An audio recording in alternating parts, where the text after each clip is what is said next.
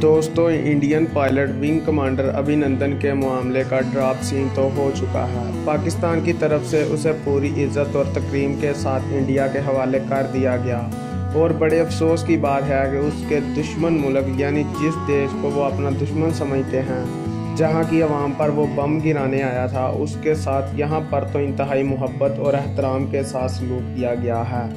लेकिन जो ही उसने सरहद पार की और कहने को अपने देश में घुसा तो उसका इंतहाई मामूली सा इस्तकबाल किया गया।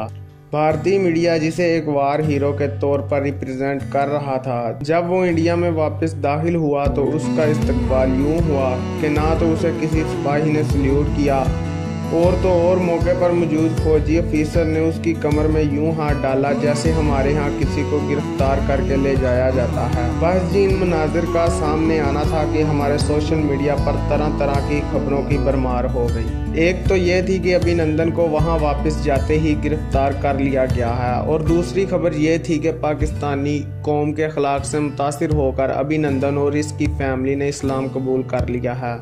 तो दोस्तों, ऐसा कुछ नहीं।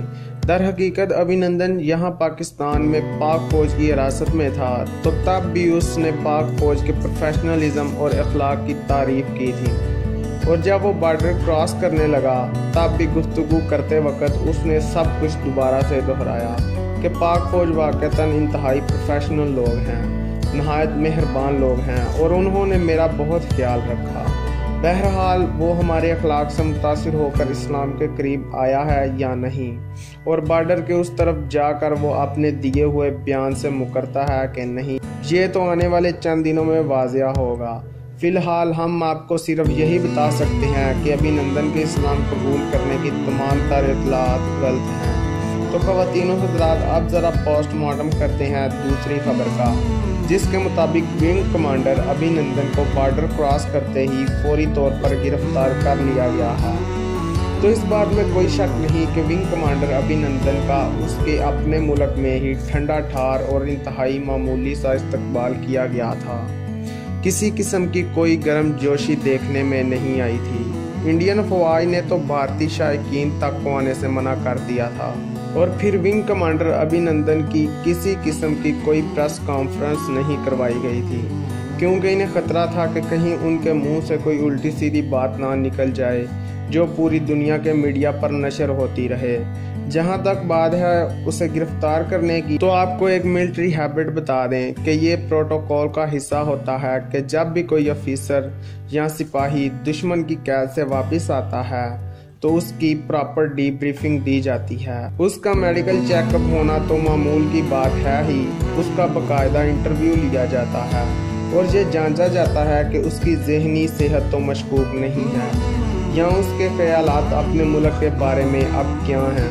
तो इंडियन पायलट उस वीडियो में पाकिस्तानी फ़ौज से जिस कदर इम्प्रेस नज़र आ रहा था और पाकिस्तानी फ़ौज के प्रोफेशनलिज्म की जिस कदर तारीफ कर रहा था, तो इंडियन फौज का बनता है कि वो जो ही वापस पहुंचे तो इसे अपनी कस्टडी में ले और उससे तमाम मामले पर तफ्तीश की जाए। दरअसल ये पूरा इशू भी मशकूक इसीलिए बना कि जब से अभिनंदन इंडिया वापस गया है, इंडियन मीडिया पर उसके बारे में कोई खबर ब्रॉडकास्ट नहीं की गई कि वो कहां पर है और ना ही उसकी मीडिया से गुफ्तगू करवाई गई है।